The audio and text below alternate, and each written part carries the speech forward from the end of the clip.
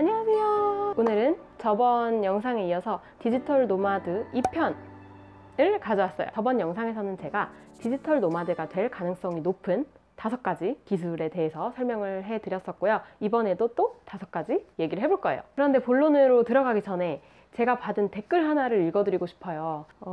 디지털 노마드에 관심이 있었는데 어떤 분이 다른 영상을 올리셔서 혼란스러워요. 이분 얘기는 디지털 노마드가 결국 프리랜서라는 말인데 트렌드에 맞게 말만 바꾼 것일 뿐 다 미화시킨 말이다 라고 얘기를 했다. 그리고 시간에 구애받지 않고 자유롭게 일한다는데 오히려 더 바쁘고 아니면 시간에 자유롭지 못하게 일을 한다 라고 얘기를 하셨대요. 그래서 도대체 뭐가 맞는 건가요? 라고 얘기를 했어요. 이거에 대해서 좀 얘기를 하고 가고 싶어요. 그분 영상이랑 이런 거랑 상관없고요. 첫 번째로 디지털 노마드는 직업이 아니라고 했잖아요. 여러 가지 직업의 범주를 묶어 놓은 거예요. 만약에 의료업이라는 말이 있다고 해봐요. 뭔가 치료나 병원이나 이런 관련된 관계된 일을 하는 모든 사람을 의료업을 하는 사람이다 라고 칭한다고 해봐요. 디지털 노마드는 그런 거거든요. 디자이너도 있고 개발자도 될 수 있고 여러 가지 직업들이 될 수 있는데 어떠한 특성을 가지고 묶은 거예요. 근데 그 특성이 뭐냐? 일반적인 직장은 아침에 출근하고 오피스에 나가서 일을 하다가 집에 돌아오잖아요. 근데 그런 거랑 좀 다르게 인터넷으로 일을 하다 보니까 집에서도 일을 할 수 있고 그러다 보니까 당연히 외국에 나가서도 일할 수 있고 그래서 공간의 제약이 없는 이런 일, 그리고 대부분의 그런 일들은 디지털과 관련이 되어 있어요. 그러다 보니까 디지털 노마드라는 단어가 생긴 거예요. 그러니까 물론 이 디지털 노마드라는 단어가 생기기 전에도 온라인으로 일을 하는 사람은 있었죠. 하지만 그거를 이렇게 다 한 번에 묶는 범주 같은 이런 말이 없었던 거예요. 두 번째로 디지털 노마드에 대해서 디지털 노마드는 이렇다라고 다 말을 하기가 어려운 게 아까 말씀드렸다시피 다 다른 직업이잖아요. 예를 들어 이런 거예요. 사업하는 사람. 저도 사업을 하고 있잖아요. 근데 사업하는 사람들 얼마나 많아요? 근데 그 사업하는 사람들이 다 같은 특성을 가지고 있다고 볼 수는 없잖아요. 예를 들어 사업은 아침부터 밤 10시까지 일해야 돼. 그 말이 맞을까요? 맞을 수도 있고 틀릴 수도 있죠. 실제로 제 주변에서도 자영업 하시는 분들 중에 정말 아침부터 밤 늦게까지 일하는 분도 있고 반면에 사업을 하시는데 시간이 되게 자유로우신 분이 있어요. 그러니까 디지털 노마드는 무조건 이렇다라는 거는 그 공간적인 제약이 없다는 거 외에는 다 다른 거예요. 예를 들어 저희 같은 경우에는 디지털 노마드적인 직업을 가지고 있지만 계속 외국에서 계속 세계를 다니진 않아요. 한 2년 전 같은 경우에는 호주에서 계속 반년 정도 있었던 적도 있긴 한데 지금은 저희는 한국에 이제 본가를 두고 집을 두고 중간중간에만 다니고 있거든요.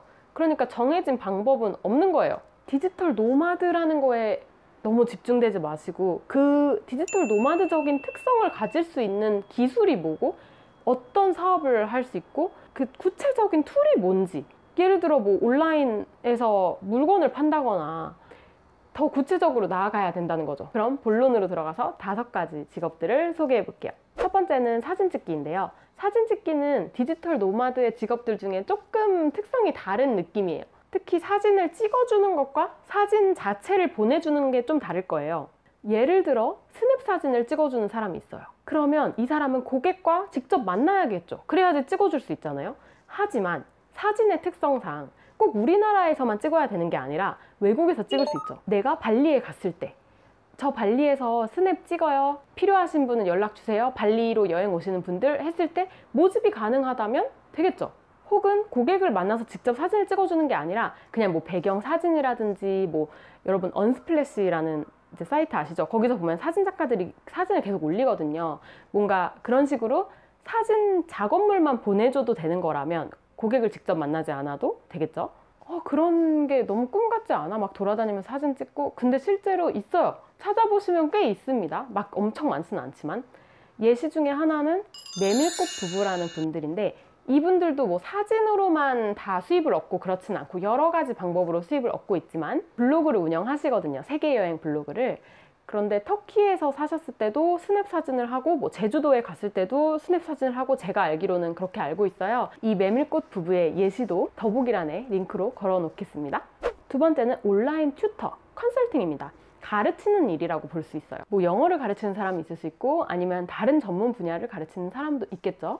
강의를 한다거나 컨설팅을 한다거나 하는 부분이 직접 만나서도 가능하지만 요즘엔 또 온라인으로 만나면 좋은 점이 많아요. 다른 지역에 있는 분들도 만나서 할 수가 있고, 외국의 디지털 노마드 중에는 정말 드문 예시긴 하지만은 변호사인데 컨설팅을 온라인으로 해주는 경우도 있는 걸로 제가 책에서 봤었거든요. 또 다른 실제적인 예시는 제가 운영하고 있는 캐나다 화상 영어 선생님들을 보면 되거든요. 화상으로 영어를 가르치죠. 그러니까 사실 화상이니까 어디에 살아도 상관은 없어요. 시간대만 맞으면 상관없겠죠? 근데 이제 저희 쌤들은 대부분 이 일을 부업으로 하는 경우가 많기 때문에, 예를 들어 2가지 직업을 한다라고 했을 때 온라인 튜터 부분은 디지털 노마드적이 가능하겠지만 다른 일로 또 어디 출근하고 있다면 아무래도 어렵겠죠? 그렇게 돌아다니고 싶어도. 3번째는 온라인 비즈니스인데요. 사실 온라인 비즈니스라는 거는 지금까지 말한 모든 것이 다 포함이 되는 개념이 될 수도 있어요. 제가 전편에서 말했던 디자인 같은 경우 와스디 디자인이라는 예시를 들었잖아요.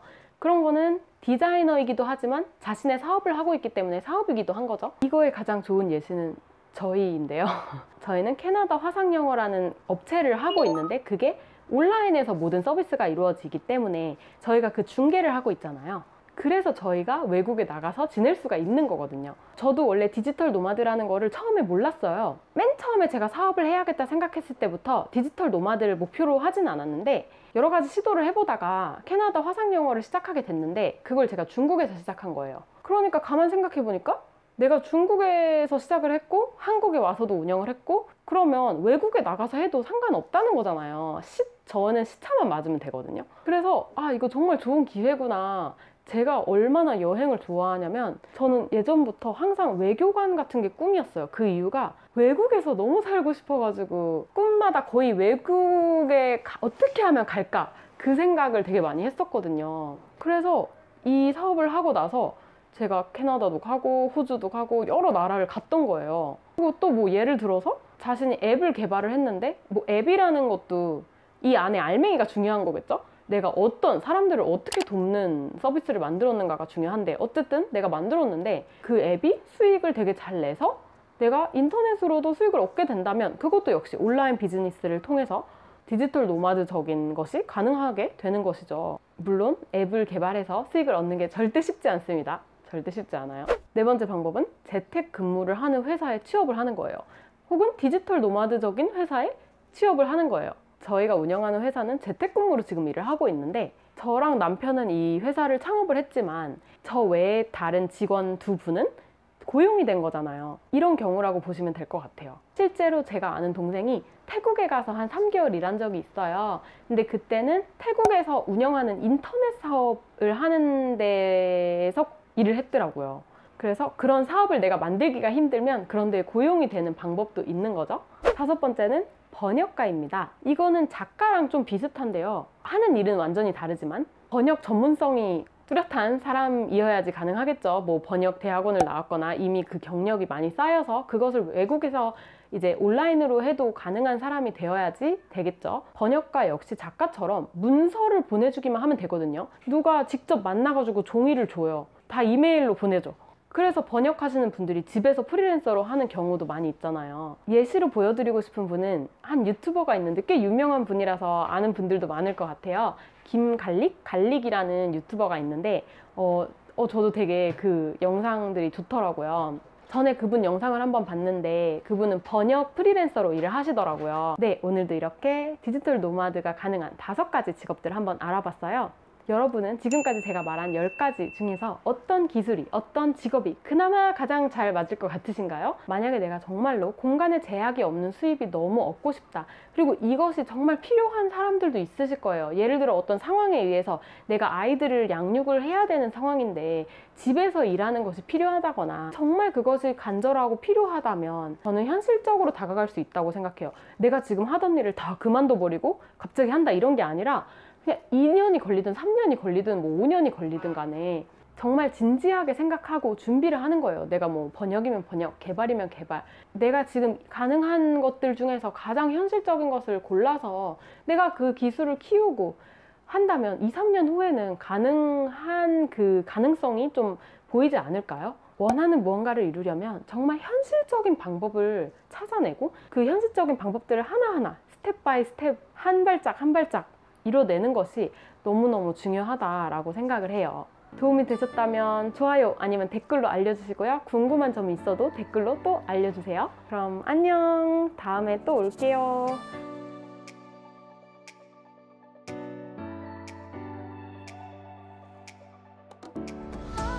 You and me, you and me,